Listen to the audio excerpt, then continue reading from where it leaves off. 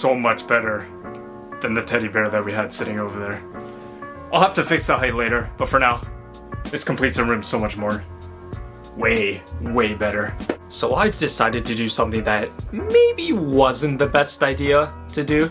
It involves you guys asking me questions, but yeah, I think I gave you guys a little too much variety to work with because yeah, we kind of ended up with some things like what is there more of in the world? Doors or wheels? Okay, we'll come back to those ones a little bit later. But first, let's start all the way from the beginning and start off with some of the questions that you guys asked me, because there were actually a lot of genuine questions that you guys did ask me and were really actually like nice questions that I want to answer. So let's get started with the first ever Q&A on this channel. When are you planning to learn kanji? Okay, so these first set of questions are really specific questions that were asked by Jason. So as we go through each one, I'm gonna have to kind of explain to you guys why he's asking these questions, because you guys might not understand why he's asking these and what they actually mean. So each one that we go through, I'll explain it little by little, just so you guys can understand what's happening. Basically what he's asking is, why did I stop learning kanji? And am I going to learn more kanji and more Japanese in the future at any point? And the answer to that is basically, it all starts back when I moved to Japan like 6 years ago, where I joined this school that teaches Japanese, like a Japanese school basically. And there were 3 semesters in the program that I was in. Each one was like 6 months long. And I completed all 3 of them. And then after that, the school that I entered, they have like a connection to a college, I think it was, or like a university or something it was. But I knew my Japanese wasn't strong enough to be able to join like a college or a university and be with other like Japanese students and be just like on my own in the school and do all the projects and assignments and everything like that. So I told the school that, you know what, I'm gonna go in my own direction. I'm gonna drop out. I'll figure things out on my own. But unfortunately, the school was really not happy with me making that decision. But I was, at the time, when I was in the school, I was the only student that had Japanese nationality because I have a Japanese passport. I'm Japanese by blood. So I could literally just leave and go on my own. I didn't have to worry about visa or crunched on time saying that, oh, in a year and a half, I gotta go back to my home country and stuff like that. I didn't have to worry about any of that stuff. So I just decided to go on my own and just get a job instead. So I kind of stopped learning kanji after that, after I finished all the programs. And I kind of lost motivation just because I was able to get by without learning more Japanese than what I know now. So it just didn't go any farther than that. And I just decided, you know what, I'm going the direction of getting a job. I have a full-time job now. So instead of being in school full-time, learning more Japanese, I just decided to go the job direction, and it just kind of took off from there. Why did you join Taiko? So a lot of you might not know this, but if you're following me on my second YouTube channel, then you'll definitely know this, and that is I do play in a professional Taiko group. So if you've heard of Korean drumming, Japanese Taiko is basically the same thing. So you have like these really big drums, and then big drumsticks. But in Japan, compared to Korean drumming, here in Japan, the drums are a little more narrow and taller, and you have 2 drumsticks, unlike Korean drumming where typically you have one really big drumstick. But in Japan, you have 2 drumsticks, taller drum, and I joined a professional traditional Taiko group. Here's our uniform. And I joined 6 years ago, I think it was. And basically how it all started is when I first moved to Japan, I originally wanted to play what's called a shamisen, which is like a guitar, like a Japanese guitar, like the paper guitar. You know how you watch like old anime or like traditional anime and stuff like that? You'll have like those paper guitars or whatever, those Japanese style guitars. It's one of those. I originally wanted to learn how to play one of those, but once I found out how much those actually cost to buy, which you're paying for even like a really good used one or a brand new one, you're paying like possibly 1 million yen, which is like near $10,000 Canadian, which is absolutely crazy. Even for a beginner, that's how much you're paying. And then on top of that, you have to buy what's called a bachi, so which is what you use to strum the instrument, and those can cost 200,000 to 300,000 yen. So put that all together, you're possibly paying anywhere between like 1.5 million to like 2 million yen, depending on who the maker is and what quality you get and all that kind of stuff. So once I found that out, I was like, okay, that's not happening. So there was a festival that was happening in my city, and there was a bunch of taiko groups playing, so I went to go see it because it was literally just down the road from where I'm living. And there was a couple taiko groups playing, and it was, to say it in the easiest way possible, it was beautiful. So I was like, you know what? I want to join that. So I was like, how can I do that? How can I join it? And coincidentally, back when my mom used to have a part-time job, she was working at a kindergarten, and one of her coworker had a friend who was in a taiko group. So she messaged him and said, hey, I know someone that's interested. Are you guys looking for members? And he said, oh yeah, totally. So he ended up messaging me, and we got in contact with each other. And a week later, I went to the dojo, so the location where we do our practices, and I've been there for 6 years. So that's basically how it happened. And now I'm professionally in a taiko group, playing with our uniforms, and it's great. It's a lot of fun. What do you still want to see in Japan?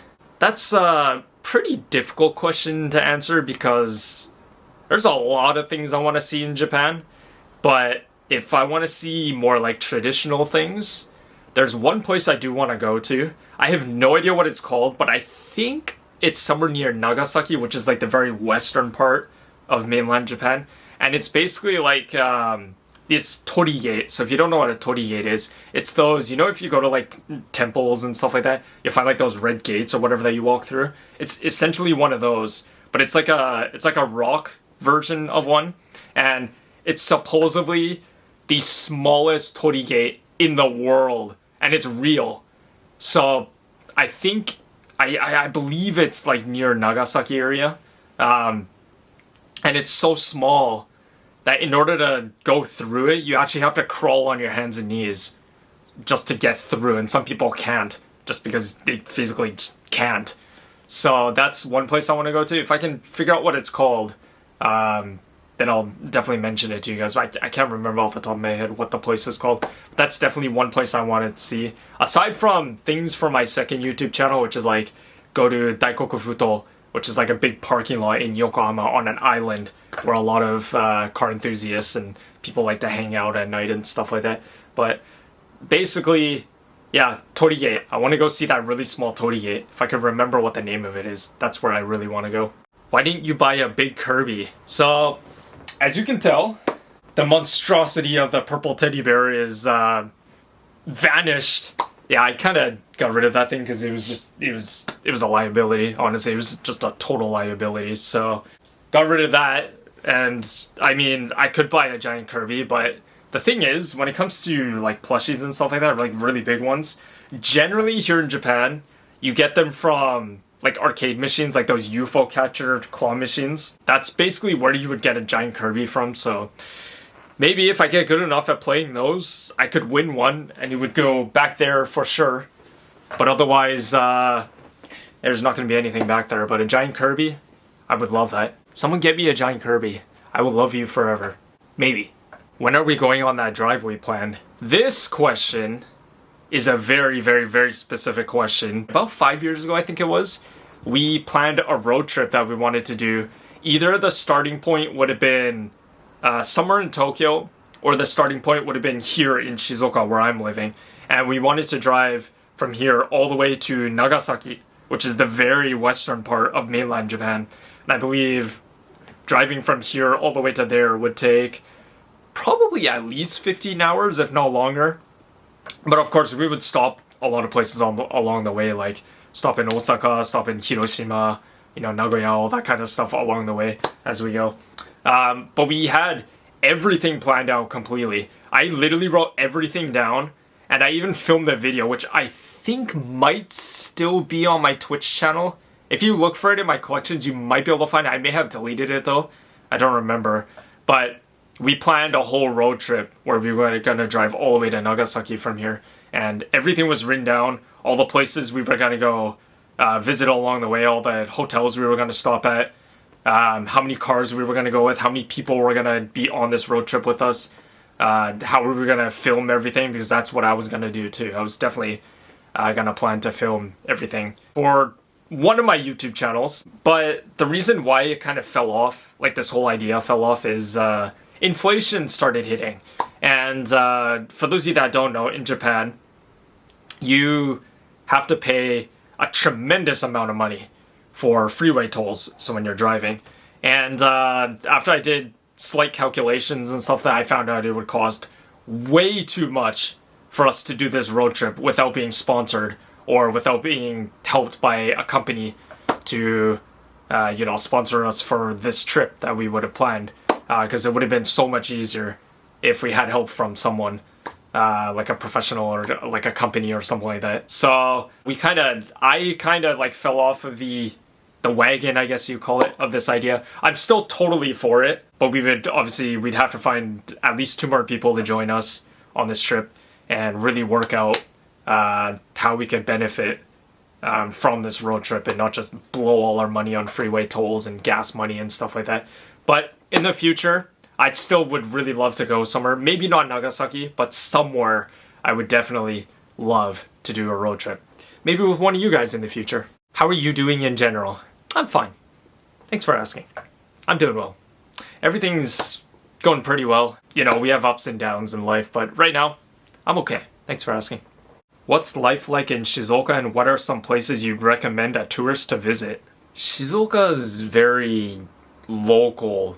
So if you're a tourist, to be really honest, there's not going to be much for you to do here. There's like one really good shrine that's really close to where I'm living. And the emperor, not the current emperor, the previous emperor, so the current emperor's father, about 3 or 4 years ago, he actually came for New Year's to visit this shrine. Out of all the shrines in Japan, he chose this one specifically to come to. So it became pretty famous, so a lot of tourists do kind of come down here to take a look at it and stuff like that. But to be honest, aside from that, there's really not much to do as a tourist in Shizuoka. Shizuoka is just, it's so local. There's a lot of elderly people living here because Shizuoka is known for elderly people to come to retire to, because there's way less people here compared to Tokyo or compared to Osaka, and it's just easier to get around. It's just, the city's a lot smaller. It's a full-size city, but you can literally walk across the whole city. Like, it's that small. But aside from that, there really isn't much when it comes to like attractions or anything too interesting for tourists to do. So Shizuoka is more, if you're the kind of person that just wants to relax and, just get away from all the city life and all the people and stuff like that, then you come to Shizuoka. But when it comes to like entertainment purposes and stuff like that, I can't really recommend much except for the local shrine that's in my city. That's about it.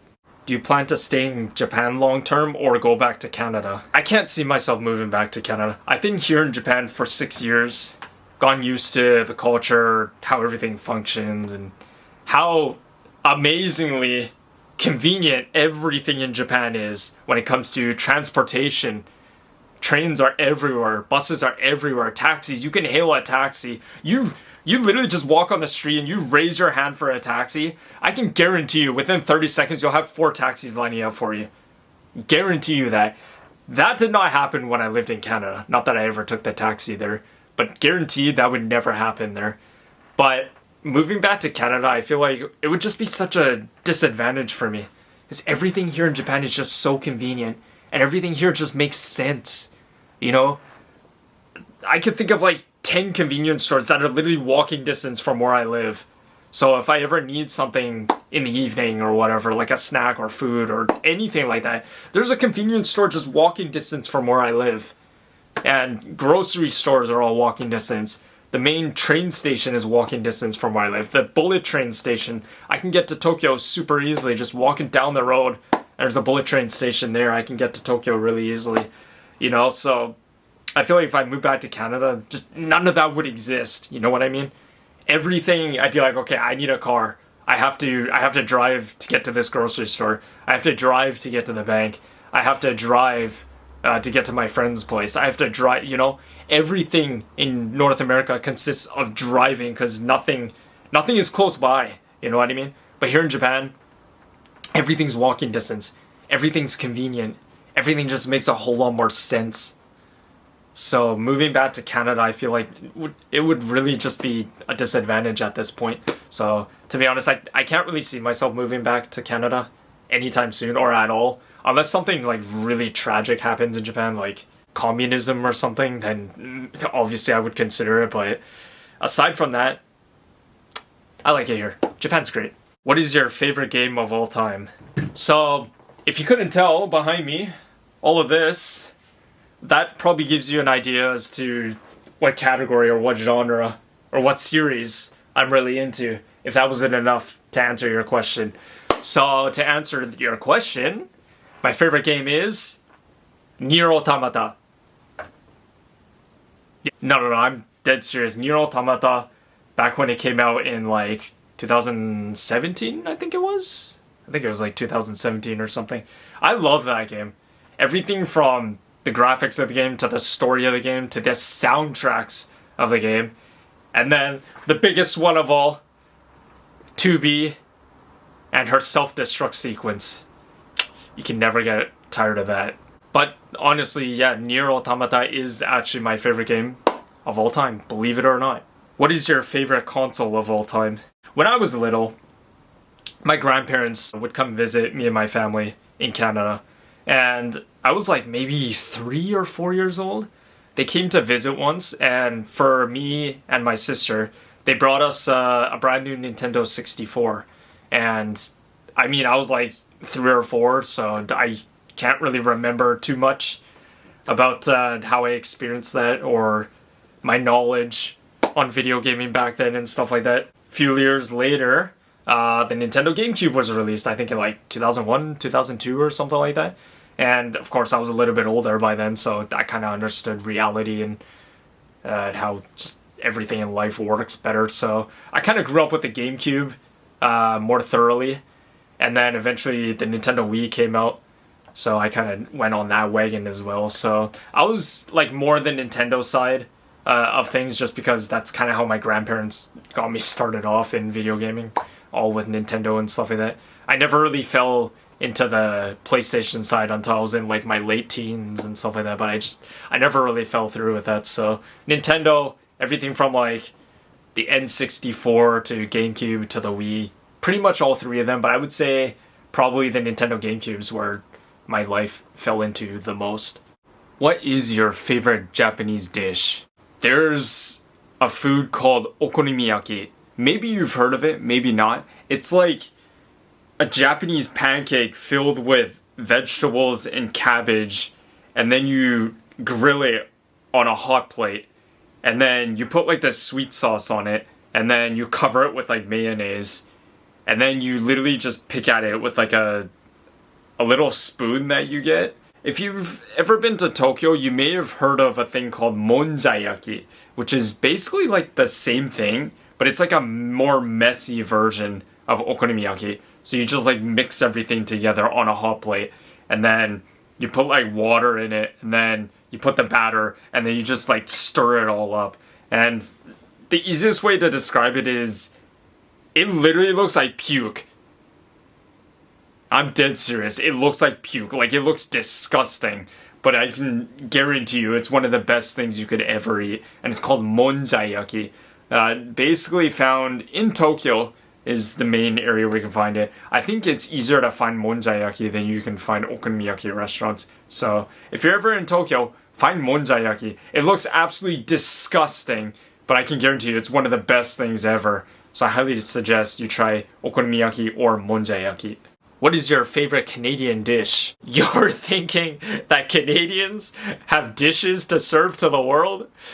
You're kidding, right? You're kidding, right? We have poutine, we have maple syrup, and we damn well got Hawaiian pizza, because I believe, if I'm not mistaken, that was actually created and invented by a Canadian. And yes, I do approve of it. Not just because I'm originally from Canada, and anything Canadian is what I'm all for. But I don't mind. I don't mind pineapple on my pizza, okay? I know there's a lot of people out there that say, "Oh, how could you put pineapple on your pizza? How dare you? How could you do that?" And I'm just sitting here like, all right, pineapple on my pizza, let's go. Okay. But to be honest, though, Canadian dishes, poutine's probably as far as you can go. I don't know of too much, to be honest, but poutine, I guess. What is your favorite type of beer? Maybe you guys know this, maybe not, but I guess I've mentioned it a few times. I don't really drink very much. I really don't. I drink like maybe once or twice a year. But every time I do pick up a drink or beer or something like that, I always try something different. Because there's so many things that exist in Japan, so many brands and stuff like that. So I want to try some different things. But typically I fall under Asahi or Sapporo. Sapporo especially, because whenever you go to like a sushi restaurant here, the chefs, they'll always be serving Sapporo beer. They'll always be drinking Sapporo beer. And it's like they're advertising it for the world to see, you know? But it's like, that's like the go-to beer here. You drink Sapporo beer, and that's typically the direction I go. Aside from like Asahi beer, which is what all the females here drink. For all of you guys out there, quick tip. If you ever invite a Japanese girl over, offer her Asahi beer. Trust me, you won't regret it. Offer her Asahi beer. Trust me. Aside from that, though, I've tried Orion beer, which is Okinawa beer. So Okinawa is the Hawaiian islands of Japan.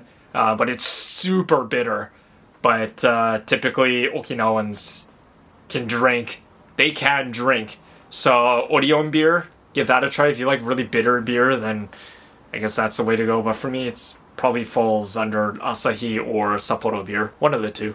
Favorite Japanese prefecture you visited and Canadian province/city? I mentioned it earlier. I haven't really traveled around Japan. At most, it was like Kanazawa, Osaka, all the typical places, Tokyo, stuff like that. So I can't really tell you where I'd recommend going, but if I were to, just take a kind of like a random guess or whatever that I think most people would actually enjoy, aside from going to Tokyo or going to Osaka or going to Kyoto, I would say Okinawa. If you're somebody that likes more Hawaiian style, then you go to Okinawa for more relaxation, stuff like that. Otherwise, if you're more the type that wants to go snowboarding or skiing, or if you're into like more winter culture, stuff like that, then you definitely go to Hokkaido. And there's definitely a lot more winter activities, stuff like that to do. Otherwise, I'd recommend go to like a really local prefecture. Go to Kanazawa, like I mentioned. It's really local. You won't find any tourists there. You won't find like foreigners there. So you'll have to utilize your Japanese. You'll have to make Japanese friends there. And trust me, you'll learn so much more about Japanese culture and so much more about the people living there, all the locals and stuff like that. And you'll make so much more friends, and you'll actually learn Japanese and the culture a lot faster. So basically, go to a local prefecture, Kanazawa, Toyama, Aomori, Nagasaki, anywhere like that. Stay away from Tokyo, stay away from Osaka, where all the tourists are, where all the tourist attractions are. Go to a more local prefecture. I can guarantee you, you'll enjoy your time just as much as if you were in Tokyo. When it comes to Canadian province/city, yeah, I might be from Canada. I was born and raised in Canada for over 20 years. And yeah, I've never been anywhere aside from British Columbia, where I'm originally from. Yeah, believe it or not. I never had the chance to travel across Canada. I think I've been to Banff, which is like just over the Alberta-BC border. I think it's on the Alberta side of the border, actually. I've been there for like 2 days, but aside from that, I haven't been anywhere else in Canada, so I can't really tell you guys where to go aside from British Columbia, go visit British Columbia. It's beautiful there. I highly recommend it. I've been there for over 20 years and can totally tell you, it's just beautiful there. Go visit if you can. I highly recommend it. Any places you want to visit in the future like you did in Hawaii recently? Someone please take me to New Zealand. I really want to go to New Zealand. Heck, I'll even go to Australia. Someone take me to the Southern Hemisphere. I really want to go to New Zealand or Australia. One of the two. Either is fine. Someone please invite me, and I will happily go there and enjoy my time there for sure, without a doubt. Next year, my workplace, we're taking a business trip to South Korea apparently, because our company, they want to take us there, and we're gonna just, I don't know, just leisure around, I guess, or something. But to be honest, I'm not 100% really interested in going to South Korea. Don't get me wrong. I've never been there, and I'm sure I'll enjoy my time like crazy. But seriously, someone please invite me to New Zealand or Australia. That's really where I'd want to go. That's like my number one destination. Best piece of advice for someone in their early 20s. Definitely, without a doubt, plan everything way in advance and make sure your plan is exactly what you want to do in your life. If you're someone that wants to go become a doctor, or you want to be a firefighter, or you want to be a race car driver, or you want to be an astronaut, anything like that, make sure that whatever you choose, that thing that you want to do is exactly what you want to do, and you're 100% committed that that's what you want to do as a career in your life, and that's what you're going to be motivated to continue doing, and to be able to make sure that you can actually get that done and go towards it, make a career, make a living off of it, and just be happy in life. That's what it is. If you're not happy, then chances are you're doing something you don't want to be doing. If you feel like you're happy with what you're doing, then by all means, continue doing it. The more you motivate yourself to do something, the easier it is to actually do it, to get it done, and to pursue more into it. If you can find a way to make something beneficial as a living or for your future, then you definitely want to go that direction as much as you can. So for example, if you want to be, if you feel like you're really good at video games, and you feel like, okay, I really am doing well at video games, try and see if you can find a way to make it beneficial as a career, as your future. There's always a way. Anything that you do, if it's something you really enjoy doing, there's always a way that you can make benefits out of it. There's always other people out there that are probably doing the same thing as you, or want to do the same thing as you. So try and find those other people, learn from those people, and maybe come in contact with them, make some friends in that same category, and work your way upwards. But just make sure that what you're doing is exactly what you want to be doing. Because the moment you feel like you're falling off, or the moment you feel like you're not motivated, everything will just completely fall apart, and you will actually begin going in the wrong direction. And that's definitely something I've learned in my life, and wish that I could go back and rewind time to back when I was like 18 years old and redo a lot of things in my life. So always plan ahead and make sure your plan is exactly what you want to do in your life, and you know you'll stick with it for as long as possible. What would win, one of every single Pokemon or 1 billion lions? How many Pokemon are there? 1,025. Okay.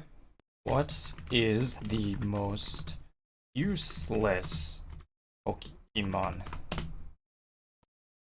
Oh, okay. So lions are like the king of all animals, right? You have 1 billion of them. They can't possibly lose, right? But then you have every single Pokemon in existence.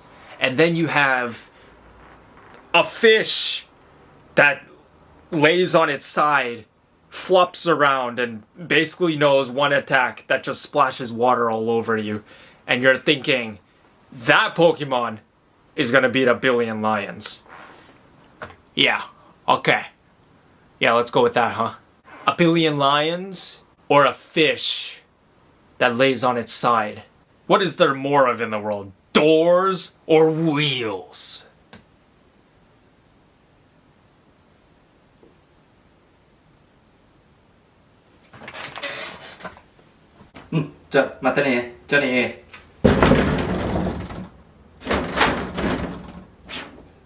Well, here's one. Now, how many more are there in the world? Maybe we should start with the other one first. Alright, let's see what we got here. 1, 2, and then 2 more on the other side, so that makes 4. Oh, and there's a car over there that has wheels too, so that's another 4. So that makes a total of 8. Oh, and there are cars over there too. Oh, well. 1, 2, 3, 4, 5, 6, 7, 8, 9, 10, 900,090, 900,091, 900,092. I think you get the idea. You know, I would have loved to have counting more doors and find out how many there are in the world, but unfortunately, yeah, I kind of lost count after 3 doors because I started to get a bloody nose and a bit of a migraine.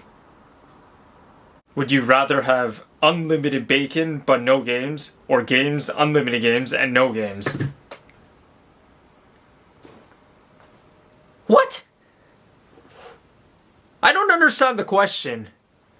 But if you're saying I could have unlimited bacon but no games, or if I could have games and maybe vice versa, I mean, isn't it an obvious choice here? Is it not an obvious choice? Why wouldn't I take the bacon? You know, I would love to have an amazing breakfast every single morning. And as I age more and more, the video games just slowly start to leave my body, and I start to say, breakfast, huh?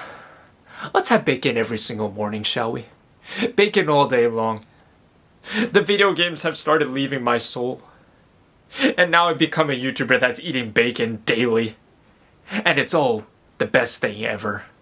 I can tell you that for sure. Always find bones in your meat or seeds in your fruit. Are you mad? I can't have bones in my meat constantly. I live in royalty.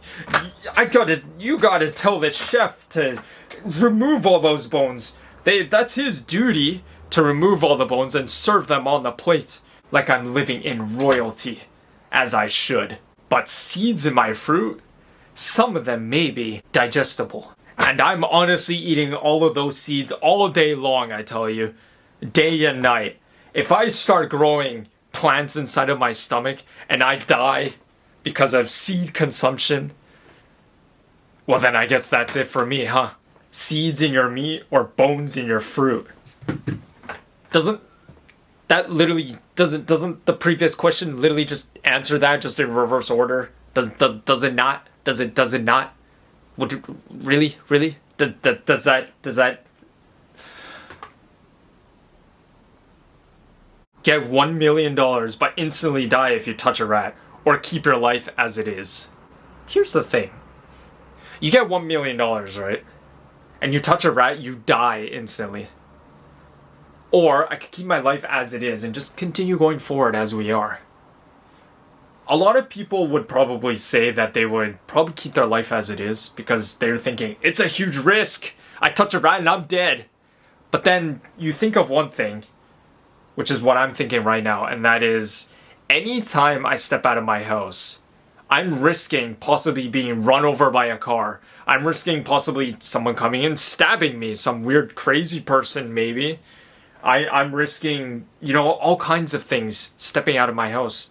So getting $1 million but touching a rat, how often am I going to come across a rat? Here in Japan, how often does a local person just come across a rat that's just like on the road or something? You'd be like, oh, I'm going to touch you, right? That's probably not going to happen, right?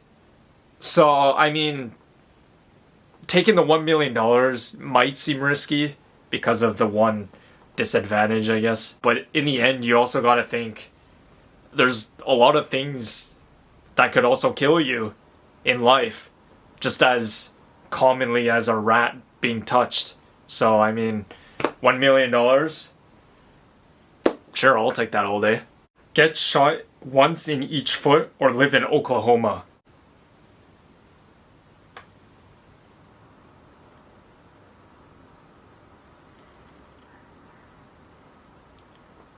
Kirby, no. Kirby, no. Kirby, no. Kirby, no. Kirby, no. Where in the U.S. is Oklahoma?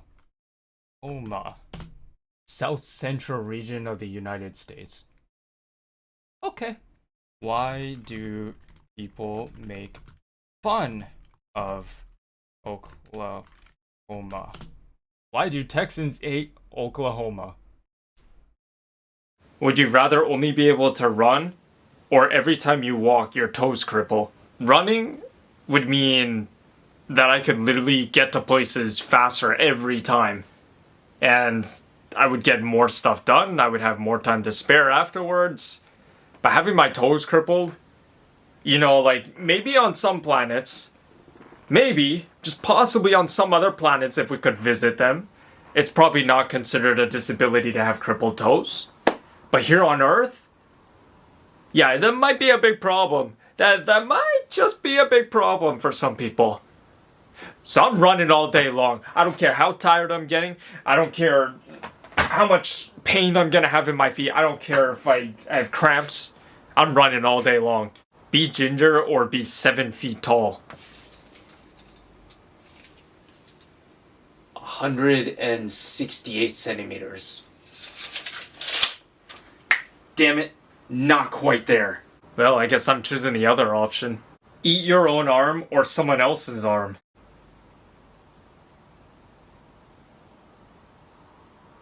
Too soon? Kirby, come here. Well, that's all the questions that we have for today. Hopefully I answered all of your guys' questions as best as I could. Hopefully I got to all the questions, and who knows, maybe we'll do this again in the future, but I think next time I gotta be maybe a little more specific with my questions. Yeah, maybe that'd be a better option, but we'll save that for some other time. For now, I hope you guys enjoyed. Hopefully you learned something about me, if anything at all, and hopefully I was able to do the best I could. And we'll see what happens. Maybe in the future we'll do another one of these crazy questions and asking you guys all the things you want to know about me and all other things about Japan and whatever else you might want to know. But for now, I think that's gonna do it. We'll see you guys in the next video. Johnny, later.